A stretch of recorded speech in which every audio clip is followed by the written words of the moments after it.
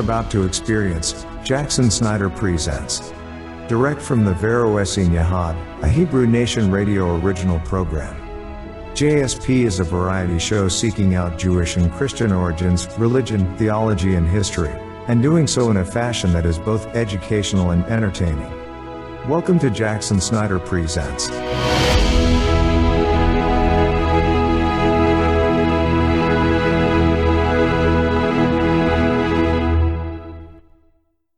Would you believe that the first world religion wasn't Judaism, Christianity, or even Islam? Well, we know about that. The first world religion was Manichaeism. Have you ever heard of Manichaeism? Probably not. Today, even the name of this long-dead religion is unfamiliar. But its foundation story will not be, or at least not entirely. For here, Adam, Eve, and the other beloved characters of Genesis are woven into an alien account of a primal battle between the father of greatness and the sons of darkness. Here, the biblical forefather, Seth, the son of Adam and Eve, appears as the spiritual ancestor of Mani, the 3rd century Babylonian prophet who founded Manichaeism.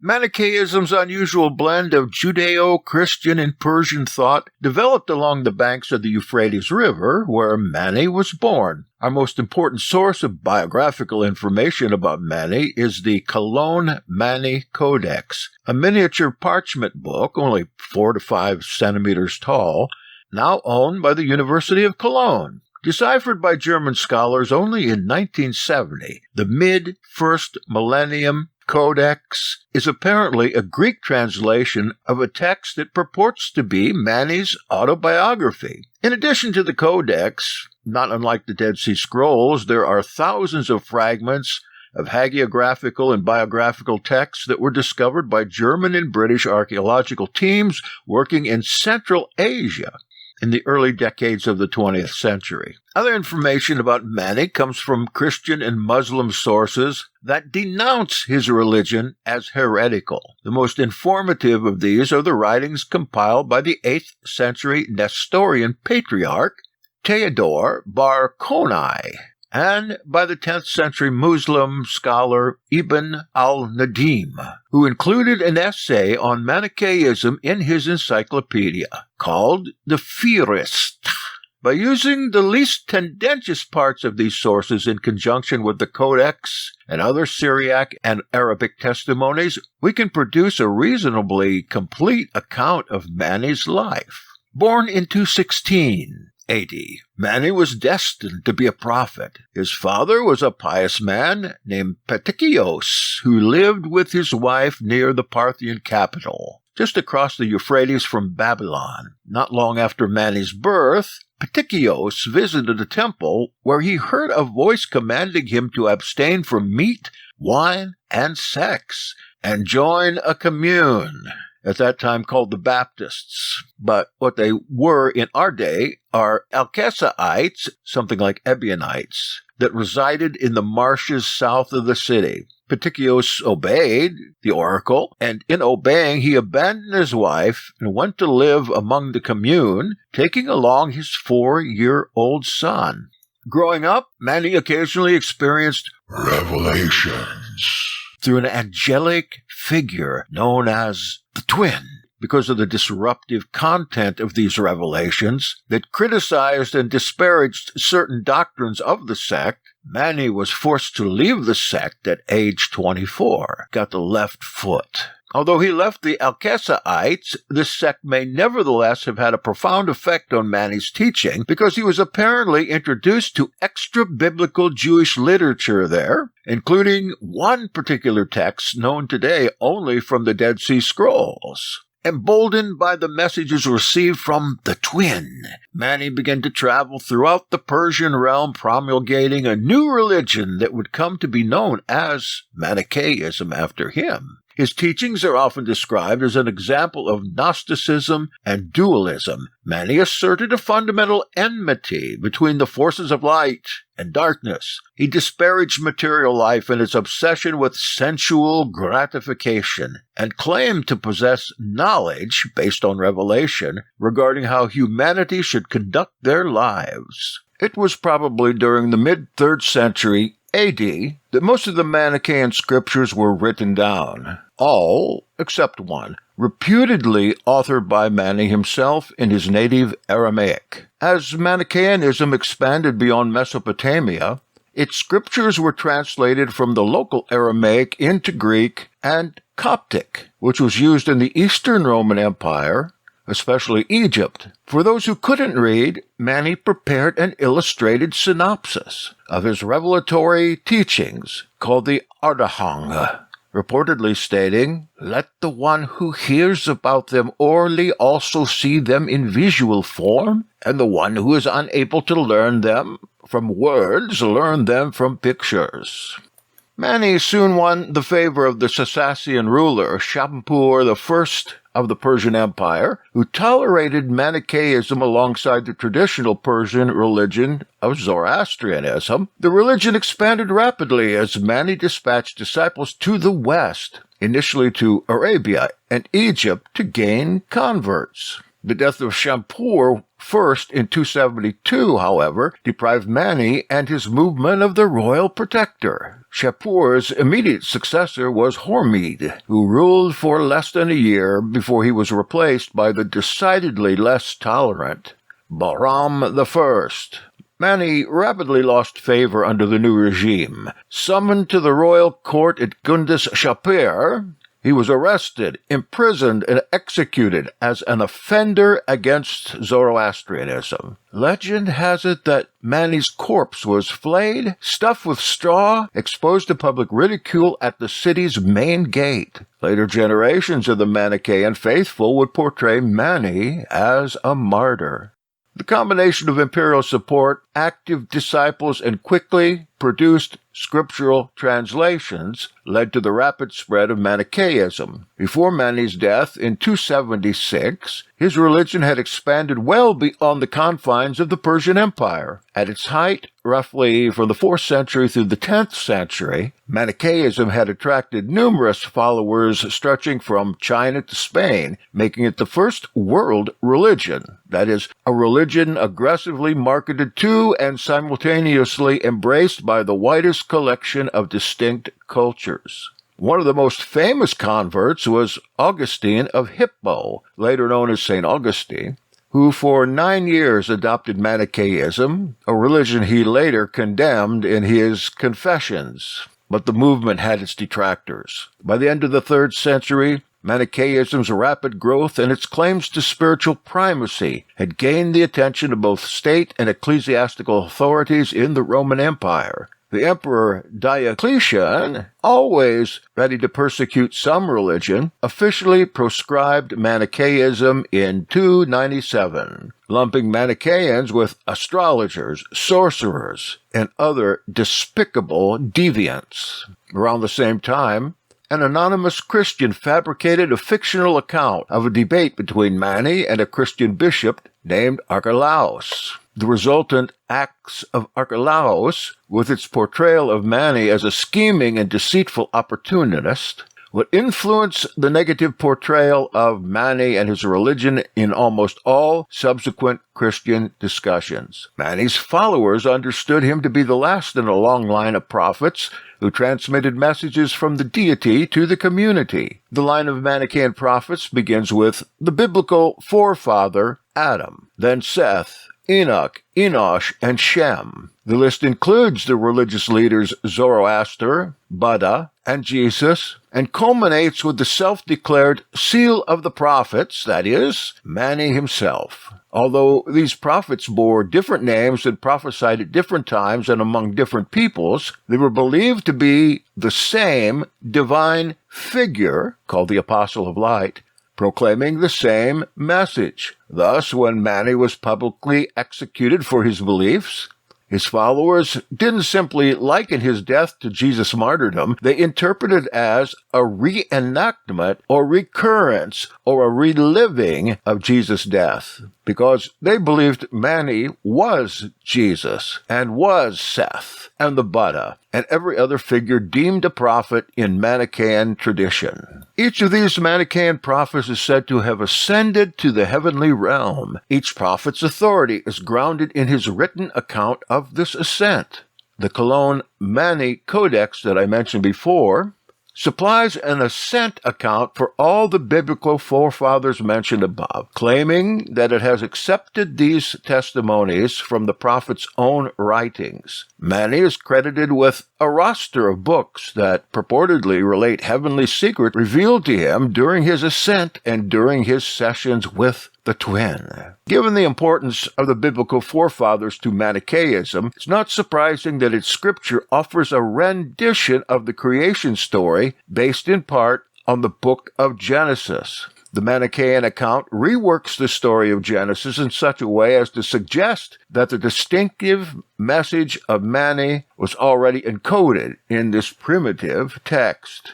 Primitive so-called. According to Manichaean myth, the universe once consisted of two perfectly balanced yet separate realms, the realm of light and the realm of darkness. Sound familiar? The realm of light, home to the sons of light, is a paradisical locale filled with pleasant fragrances and abundant fruits. The realm of darkness is foul and filthy, and populated by an unruly horde of monstrous fiends known as the sons of darkness. Consumed with a lust for violence and sensual gratification, the sons of darkness attack the realm of light. The battle goes back and forth. The Father of Greatness, the ruler of the realm of light, creates primal man to fight off the enemy, but the sons of darkness quickly capture primal man and devour his shining armament, called the 5 Sons of Primal Man. But primal man is soon rescued, although certain sons of darkness, known as the archons or demons, are captured. The shining 5 sons of primal man remain in thrall to the enemy. To regain these particles of light, the heavens and earth must be created, as well as the sun, moon, stars, plants, animals, and finally, Adam and Eve. The canopy of the heavens is formed from the skins of some captured archons who have been killed, flayed, and dismembered. Their carcasses are transformed into the surface of the earth. Sun, moon, and stars are then created in order to draw the particles of light from their captors back to the realm of light. The remaining captive archons are responsible for the creation of animals, of vegetation, and human beings. That's purely Gnostic. First, an androgynous entity known as the Messenger promenades nude before these remaining archons. Uncontrollably excited by the sight, the male archons ejaculate semen that falls to the earth and becomes the origin of vegetable life. The female archons suffer miscarriages. Their fetuses fall to earth to become animal life, as well as other monstrous beings simply termed abortions. Sounds like this Mani has personal sexual disorientation and hatred of women. And besides, who would go for such a religion as that? It's the most ridiculous theory I have ever heard. The people that flock to Manichaeism must have really wanted something else. Or the earth was filled with misfits who would happily swallow such nonsense. These monsters long to recreate on earth facsimiles of the desirable male and female forms seen by their parents in the heavens above. By a sordid process of cannibalism and sexual activity, they succeed in producing the first human couple, Adam and Eve. Despite its alien formulation, the Manichaean creation account often intersects with the more familiar biblical myths of creation.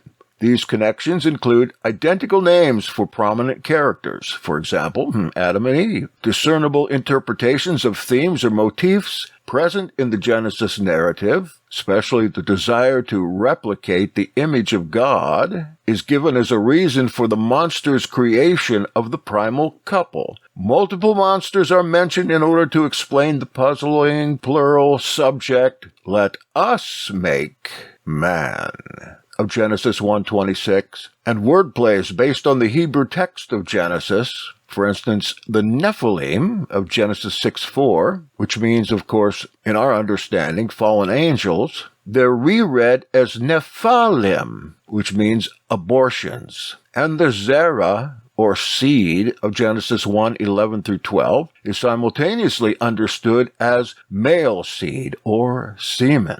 Alarmed by the Archon's activities, the Father of Greatness dispatches a heavenly messenger to educate Adam about the true nature of the created order. Adam is given specific instructions on how to help restore the realm of light. He must abstain from sexual activity, observe strict dietary regulations, and devote himself to the performance of elaborate prayers and purifying rituals, the core practices of Manichaeism. Not surprisingly, the Manichaean Adam, like his biblical model, fails to heed the divine prohibition. Adam's fall and rehabilitation are recounted in a unique narrative credited to Mani. This narrative drastically alters its biblical precursor by changing the order of events. For instance, the fall of Adam and Eve follows the birth of Cain and Abel. It does that by rewriting the stories. For instance, Abel is the incestuous offspring of Cain and his mother, Eve, and by adding several episodes and characters.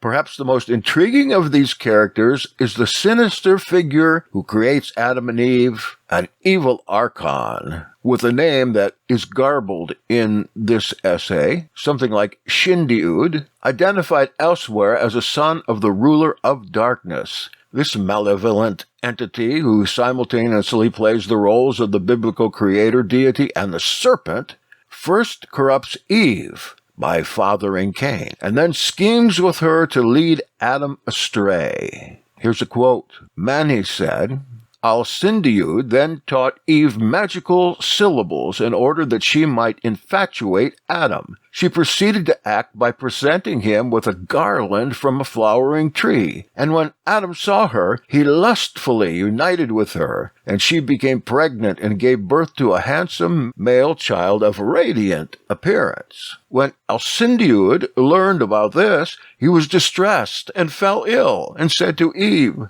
'This child is not one of us. He is a stranger.'"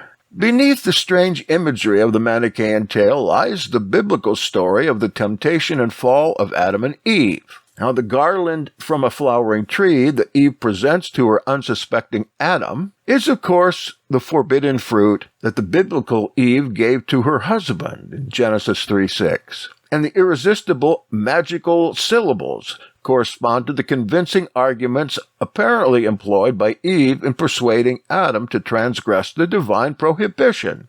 The subsequent narrative identifies the child produced by the first human coupling as Seth, of course. But even if the name were not specified, we would still be able to identify him based on Alcindiud's use of the label stranger, a deliberate allusion to Genesis 4:25, which identifies Seth as Zerah Acher, or an other, different seed, an expression that is in turn rendered by the Septuagint as allogenus, meaning stranger or foreigner. Quote, "Eve and Alcindiud plot together to rid themselves of the alien child, but Adam saves his son. Then she, Eve, wished to kill him. But Adam seized him and said to Eve, 'I will feed him cow's milk and the fruit of trees.' Then taking him up, departed. But Alcindiud sent the archons to carry off the trees and cattle, moving them away from Adam." It seems like that passage is modeled after Mani's life, as he too was taken up by his father and taken away from the rest of the family to go into the Elkosites Frustrated by these repeated assaults, Adam now resorts to an unusual defense. He engages in a circle magic ritual that simultaneously shields the young child from demonic attack and invokes supernatural assistance for quelling the forces of darkness. Mani said, when Adam saw this, he took the infant and encircled him with 3 rings. He pronounced over the first ring the name of the king of the gardens, over the second the name of the primal man, and over the third the name of the living spirit. He spoke to and implored Elohim, may his name be glorified, saying, even though I have sinned before you, what offense has this infant committed? The practice of circle magic is known from various Near Eastern religious sources. Jewish legends ascribes the use of circle magic to Moses, the prophet Habakkuk, the wonder worker Honi, the circle drawer, whose nickname suggests the magical technique he reportedly used to control the weather, and the messianic pretender Abu. The Jewish magical text Masa Merkava records its protective aspect. And he, the adept, shall make for himself a circle on the ground and remain within it, so that the demons might not come and kill him. This is precisely the purpose of Adam's circles. They are a barrier that prevents Al-Sindiud and his legions from physically harming Seth. But in the book of Genesis, Seth's life is never threatened, and Adam never makes use of circle magic. Although many details of the Manichaean creation story have parallels in extra-biblical Jewish and Christian literature, no version of this particular episode of circle magic is found in any of the traditional commentaries, collections of midrash, or extant apocryphal and pseudepigraphical sources, whether Jewish or Christian in origin. It's uniquely a Manichaean tale, but surprisingly, the story of Adam's circle magic does appear several centuries later in what might be a Jewish context, which we'll talk about in a little bit. Adam's magic works. A deity appears and drives Al-Sindiud and his allies away. Mani said, then one of the 3 invoked deities hurried to Adam, bearing a crown of radiance, extending it in his hand to Adam. When Al-Sindiud and the Archon saw this, they departed and went away. Then there appeared to Adam a tree called the lotus, and milk flowed from it, and he fed the boy with it. He named the boy after his name, but sometime later he renamed him Seth-El, which is Seth. The legend explains why Seth bears the unusual longer name Seth-El in Manichaean circles. Seth-El is simply formed by reversing and manipulating the consonants used in the name that Adam originally gave his son, LTS or lotus, after the marvelous nourishing tree. That is, LTS became STL, with the T becoming TH to accord with the consonants of Genesis 4:25, where Seth, S-O-E-T-H, equals Seth, S-E-T-H. This type of wordplay is typical of both Jewish and Christian traditions, although this specific midrash is found in neither. Adam's remarkable deliverance of Seth angers Al-Sindiud, Mani said. Then that Al-Sindiud declared enmity against Adam and those who were born, and said to Eve, reveal yourself to Adam. Perhaps you may restore him to us. Then she made haste and seduced Adam, who lustfully united with her. When we recall that the chief archon does double duty in the narrative as both creator, deity, and serpent, we recognize in this passage a distortion of Genesis 3 in which Elohim establishes an adversarial relationship between the offspring of humanity and the spawn of the serpent. Yahweh Elohim said to the serpent, I will put enmity between you and the woman, and between your offspring and hers. Genesis 3:14. Enlisting Eve's aid once again, Adam falls a second time. But this time the righteous Seth is present to admonish and upbraid his errant parent.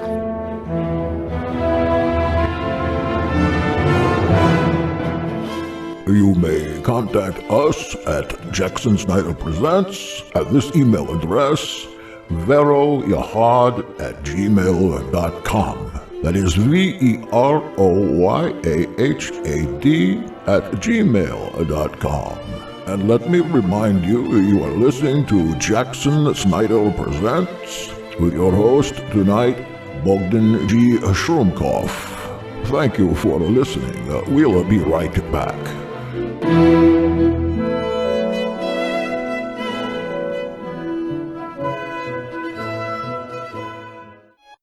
Speaking of giants, now we'll have a word from our sponsor. In the valley of the jolly, green giant. Every year, at the Valley Fair, they judge Green Giant Niblets corn against all comers, and Niblets corn always wins the green ribbon. The judge explains an ordinary can of corn has lots of water. To keep his Niblets corn crisper, the giant gives you just as much corn, but almost no water. Then it's vacuum packed. Niblets brand corn is the giant's own special kind, grown to be sweeter. For the crispest, freshest tasting corn, try Green Giant Niblets corn. The giant's green beans win first prize too. They're crisp young beans, sliced at an angle for more fresh bean flavor. Try Kitchen Slice brand diagonal cut green beans. Good things from the garden, garden in the valley, valley of the jolly, green giant. Here's something even more fun than a valley fair. A soft, huggable Green Giant ragdoll. He's 16 inches tall by the ruler, about a good squeeze wide, and you can have him for your very own. Just save 3 labels or frozen package fronts from you-know-who's vegetables and mail with 50 cents and your name and address to Green Giant, LeSueur, Minnesota. Details are in this week's TV guide or Sunday comics. Send for your Green Giant ragdoll today. In the valley of the jolly, green giant, green giant, green giant, green giant, green giant,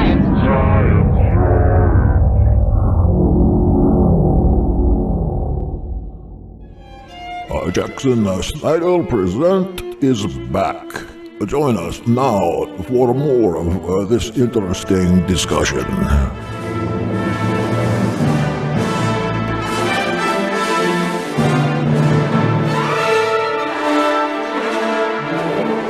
Mani said, when Seth saw him, that is Adam, he admonished and rebuked him, and said to him, Arise, let us go to the east, to the light and wisdom of Elohim. So he left with him and resided there until he died and came to the garden of paradise. Then Seth practiced the Manichaean precepts, but Eve and Cain went to Gehenna, the burning trash heap. Seth and Adam's departure for the land east of Eden is based on Genesis 3:24. Yahweh Elohim drove out the man, and at the east of the Garden of Eden he placed a cherubim and a sword flaming and turning to guard the way to the tree of life. In Genesis, however, Adam and Eve are expelled from Eden, and Adam and Seth willingly and conscientiously separate themselves from further temptation and corruption. Adam remains pure until his death, and Seth achieves fame as a pious devotee to the Manichaean precepts. In the early Christian era, the church fathers wrote tractates against Mani's religion in order to combat what they perceived as the pernicious influence of Persian dualism. Later, scholars dismissed Manichaeism as simply one of the formidable opponents that the church overcame in its triumphal march toward religious dominance. Both groups view Manichaeism as a Persian aberration, an offshoot of Zoroastrianism. But the time has come to recognize the biblical roots of the first world religion. Quite a clear and magnificent essay. It's called Adam Meets the Evil Archon. Again, this is from the baslibrary.org, Biblical Archaeology Society Library, which you have to pay to get into, but that's why I'm trying to bring some of these things out to the audience. because I'm paying for it, and you may not have that big of an interest in it. So I bring these articles from different sources out to you, because quite often the best articles on these subjects on the web are in libraries that you need to pay for. Because this is something of interest to me, I pay for them, but my intention in paying for them is to pass them on to you. Now, there are a couple sidebars here that are, at least to me, very interesting, because there is a connection here between Mani and the Book of Giants. And that's why I'm explaining this Manichaeism at this point, because perhaps without the Book of Giants, there never would have been that world religion of Manichaeism. And the Book of Giants is only found in one place, and that is the Dead Sea Scrolls. And in the Dead Sea Scrolls, it is so torn up and fragmented and ruined that we really can't get the whole story. But I tried to explain this in this series, The Nephilim, Part 2, where we look deeply into what we have of the Book of Giants. And I think later on in this program, we'll have more from the Book of Giants, and actually the Book of Giants as it is interpreted east of Persia onto Afghanistan, Pakistan, India, and even China. Oh, I got that mosquito. Hallelujah. I suppose you remember when you smooshed that roach over there. Yeah, I said, no problem. Manichaean mythology not only draws on Genesis, but also borrows from extra-biblical Jewish texts, including a Second Temple-era account known as the Book of Giants. The Book of Giants includes an expanded version of Genesis 6, 1-4, in which the sons of Elohim mate with the daughters of men, but the Book of Giants is known from only two literary collections, the Dead Sea Scrolls and the Manichaean Scriptures, where it was considered canonical. How did Mani and his followers know about the ancient Jewish book? Is there a connection between Mani and the Essenes, the Jewish sect often credited with producing and preserving the Qumran library? Bishop Epiphanius of Salamis, a 4th century expert on Christian heresies, a heresiologist who David Hanatsari and I speak about quite often, he suggests an intriguing link. According to Epiphanius, who was intimately familiar with the late antique Palestinian landscape, the Dead Sea area was home to a Jewish sect called Ossians, Ossaeans, a designation that is strikingly reminiscent of Essenes. Epiphanius reports during the reign of the Emperor Trajan, that would be 98 to 117, these Ossians were joined by one called Elksai, who was a false prophet.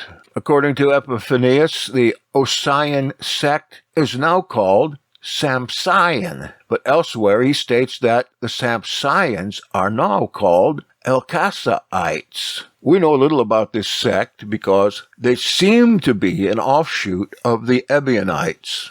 As before, Mani spent his formative years, age 4 to 24, living among the Elkassaite sect that his pious father had joined. In Mani's day, the Elkassaites were settled along the Euphrates River, but the 1st century founder of the sect, a prophet named Elkassai, was active in the Transjordan and Dead Sea area.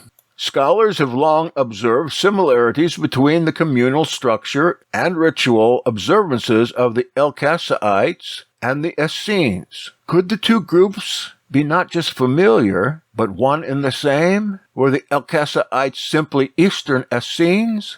In short, did Mani read the Book of Giants in an Essene Elkassaite library in Babylonia? Well, there's one thing that I need to note here, and that is Essene is kind of a cover term for numerous different offshoot groups. For instance, those groups that undoubtedly belonged within the Essene family included the Nazareans, or Nazarenes, the Ebionite, the Enochians, and many, many more. We learn that from Epiphanius' text entitled something like The Medicine Chest of Heresies. The actual name escapes me right now, but that text is available, and I have it. It is very interesting. It discusses, maybe as many as 50, 60 different sects, and many of them come straight down from the Essenes, and he includes in that the Nazarenes and Ebionites, and why he considers these groups to be heretical. He says of the Nazarenes, for instance, that the master was a Nazarene and came from the Nazarenes, but the Nazarenes is a heresy now because the Nazarenes kept the Torah. So he fully admits that Yahshua HaMashiach came from a heretical group, and he condemns that group. Yet he has the group's leader as his master and savior. And one more sidebar concerning the circle ritual. The Manichaean story of Adam drawing circles around Seth to protect the child from the evil archon, Al-Sindiud, is found neither in the Bible nor in any extra-biblical Jewish or Christian book. But there may be a reference, until just now unrecognized, to Adam's protective act in one of the so-called magical incantation bowls, produced in Mesopotamia in the late first millennium. Inside of these ceramic bowls is inscribed with an apotropaic, a protective incantation, and sometimes there's an image in there intended to ward off demonic attack. The bowls are inscribed in Aramaic and appear to have been used by Mesopotamia's Jewish, Christian, and Gnostic communities, for the inscriptions appear in Aramaic dialects used by each religious group, Jewish Aramaic, Syriac, Mandaic, respectively. The Jewish Aramaic inscription on one bowl reads, "This amulet is for the health of Bat Kafni, and her husband Kafni bar something, her son, and her house, and her entire threshold, in the name of YH, Yod-He, and HW, He-Vav. Sealed and countersealed are this house and threshold in the names of the angels," several of them are mentioned here, "and countersealed with that seal with which the first Adam sealed his son Seth, and he was protected from demons, devils, tormentors, and Satans." Again, sealed and countersealed are, and there is a lacuna there, "They shall be expelled, be neutralized, driven out, and removed from them their house, their lodging, and their bedchamber from this very day and forevermore. Amen, amen." Look, we use practically the exact same formula when we are called over to somebody's house to get it cleaned up of demons and evil. So we need not think that these bowls are so magical, no more magical than the cloths that Paul passed out, upon which he laid a prayer. This reading from the bowl provides clear evidence that Adam was believed to have protected Seth from demons. There's this late magic incantation bowl preserve a much older Jewish tradition of Adam protecting Seth by magic? Or did a Jewish sorcerer prepare this incantation based on his knowledge of the Manichaean lore? I do not like these scholars calling everything pagan, calling prophets or mighty men sorcerers or magicians, because this bowl, which I'm looking at right now, there's nothing magical about it. It's a straight-out tool for exorcism. And I believe I have a picture of the bowl on the YouTube version of this. If not, it would be worth looking it up on the internet. And finally, the author of the whole thing is John C. Reeves, the Blumenthal Professor of Judaic Studies at the University of North Carolina at Charlotte.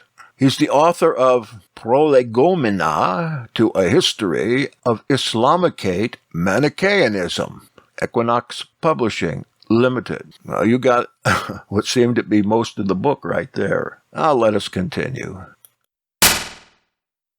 Why don't we get a little practical here? Many years ago, Paul Bunyan was born in the northeastern American state of Maine. His mother and father were shocked when they first saw the boy. Paul was so large at birth that 5 large birds had to carry him to his parents. When the boy was only a few weeks old, he weighed more than 45 kilograms. That's about 100 pounds. As a child, Paul was always hungry. His parents needed 10 cows to supply the milk for his meals. Before long, he ate 50 eggs and 10 containers of potatoes every day. He made friends with the jolly green giant, who began to supply him with niblets kernel corn. Young Paul grew so big that his parents didn't know what to do with him. Once, Paul rolled over so much in his sleep that he caused an earthquake. This angered people in the town where his parents lived, so the government told his mother and father they would have to move him somewhere else. Paul's father built a wooden cradle, a traditional bed for a baby. His parents put the cradle in waters along the coast of Maine. However, every time Paul rolled over, huge waves covered all the coastal towns, so his parents brought their son back on land. They took him into the woods. This is where he grew up. As a boy, Paul helped his father cut down trees. Paul had the strength of many men. He also was extremely fast. He could turn off a light and then jump into his bed before the room got dark. Maine is very cold for much of the year. One day, it started to snow. The snow covered Paul's home and a nearby forest. However, this snow was very unusual. It was blue. The blue snow kept falling until the forest was covered. Paul put on his snowshoes, and he went out to see the unusual sight. As he walked, Paul discovered an animal stuck in the snow. It was a baby ox. Paul decided to take the ox home with him. He put the animal near the fireplace. After the ox got warmer, his hair remained blue. Paul decided to keep the blue ox and named him Babe. Babe grew very quickly. One night, Paul left him in a small building with the outer animals. The next morning, the barn was gone, and so was Babe. Paul searched everywhere for the animal. He found Babe calmly eating grass in a valley, with the barn still on the top of his back. Babe followed Paul and grew larger every day. Every time Paul looked, Babe seemed to grow taller. In those days, much of North America was filled with thick green forests. Paul Bunyon could clear large wooded areas with a single stroke of his large, sharp axe. Paul taught Babe to help with his work. Babe was very useful. For example, Paul had trouble removing trees along a road that was not straight. He decided to tie one end of the road to whatever remained of a tree in the ground. Then Paul tied the other end to Babe. Babe dug his feet into the ground and pulled with all his strength until the road became straight. In time, Paul and Babe, the blue ox, left Maine and moved west to look for work in other forests. Along the way, Paul dug out the Great Lakes to provide drinking water for Babe. They settled in a camp near the Onion River in the state of Minnesota. Paul's camp was the largest in the country. The camp was so large that a man had to have 1 week's supply of food when walking from one side of the camp to the other. Paul decided to get other lumberjacks to help with the work. His work crew became known as the 7 Axemen. Each man was more than 2 meters tall and weighed more than 160 kilograms. He enlisted his old friend, the Jolly Green Giant, and also the giant of Jack and the Beanstalk, to help him. Then he named all these axemen Elmer. That way, they all came running whenever Paul called them. Elmer! The man who cooked for the group was named Sourdough Sam. He made everything, except coffee, from sourdough, a substance used in making sourdough bread. Every Sunday, Paul and his crew ate hot cakes. Each hot cake was so large that it took 5 men to eat one. Paul usually had 10 or more hot cakes, depending on how hungry he was. The table where the men ate was so long that a server usually drove to one end of the table and stayed the night. The server drove back in the morning with a fresh load of food. Paul needed someone to help with the camp's finances. He gave the job to a man named Johnny Inkslinger. Johnny kept records of everything, including wages and the cost of feeding Babe. He sometimes used 9 containers of writing fluid a day to keep such detailed records. The camp also was home to sport. The reversible dog. One of the workers accidentally cut Sport in two. The man hurried to put the dog back together again, but made a mistake. He bent the animal's back the wrong way. However, that was not a problem for Sport. He learned to run on his front legs until he was tired. Then he turned the other way and ran on his back legs. Paul had similar problems to what I have. Big mosquitoes were his problem, especially at the camp. The men attacked the insects with their axes and long sticks. Before long, the men put barriers around their living space. Then Paul ordered them to get big bees to destroy the mosquitoes. But the bees married the mosquitoes, and the problem got worse. They began to produce young insects. One day, the insects' love of sweets caused them to attack a ship that was bringing sugar to the camp. At last, the mosquitoes had been defeated. They ate so much sugar that they could not move.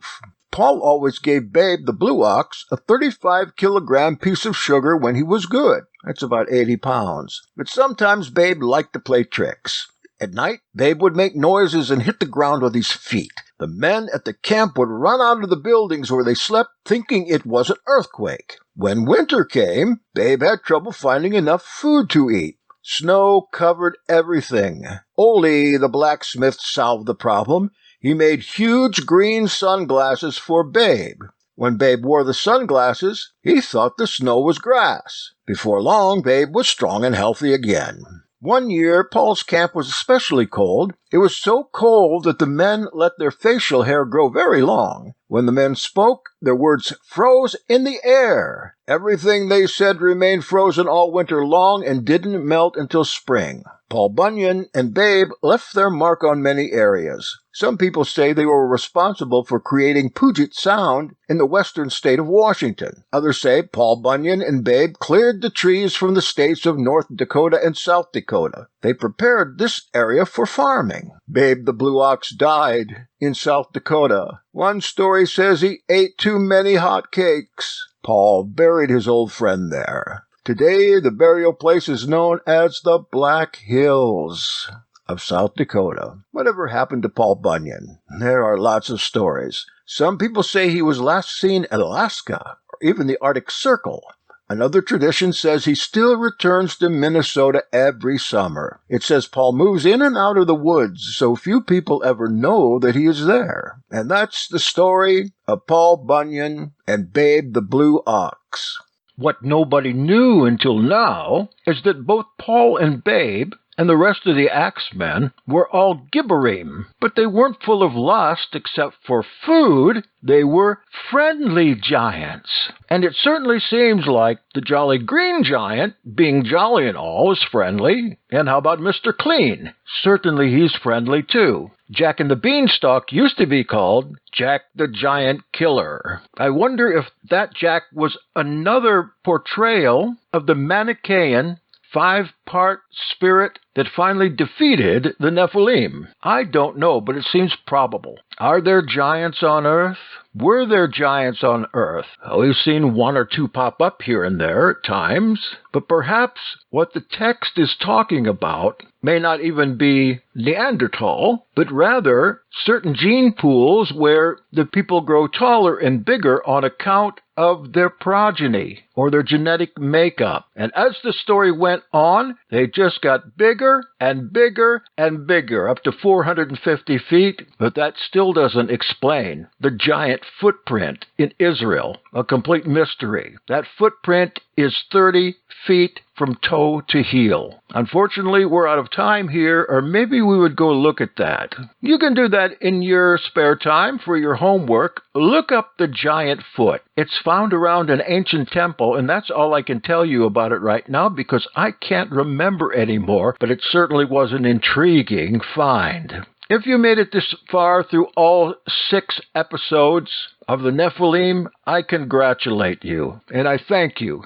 for your time and interested in this subject and in Jackson Snyder Presents. If you haven't subscribed already, please do. And if you're listening on Hebrew Nation Radio, you simply got to support that ministry because there's none like it anyplace. I think that's because Jackson Snyder Presents is not on any place except there. And don't forget me, Brother Schruumkoff. I'll be having my chocolate milkshake tonight with a rhubarb stick before I say my prayers, and I will think about you and praise the Father for you and pray for you. Now, good night. Good night.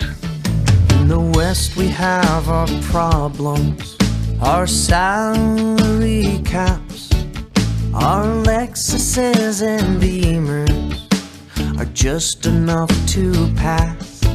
And in the East where we're manufactured alongside all our clothes, they're cashing in their check and taking oaths.